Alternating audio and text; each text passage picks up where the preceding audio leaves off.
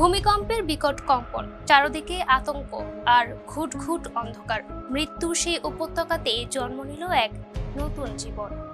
ইন্দোনেশিয়ার পূর্ব নুসা তেঙ্গারা প্রদেশের 7.7 মাত্রার শক্তিশালী ভূমিকম্প চলাকালেই ফুটফুটে এক কন্যা সন্তানের জন্ম দিয়েছেন 39 বছর বয়সী মারিয়া।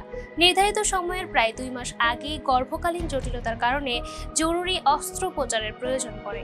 বারবার বিদ্যুৎ বিচ্ছিন্ন হওয়া এবং শক্তিশালী আফটার শকের তীব্র কম্পনের মধ্যেই চিকিৎসকেরা টর্চের আলোয় সম্পূর্ণ করেন এই ঝুঁকিপূর্ণ অপারেশন।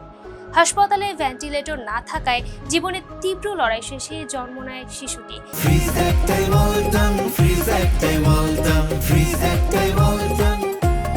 ভূমিকম্পের ইন্দোনেশীয় শব্দ কেম্পারের সাথে মিলিয়ে নবজাতকের নাম রাখা হয়েছে কেম্পিতা।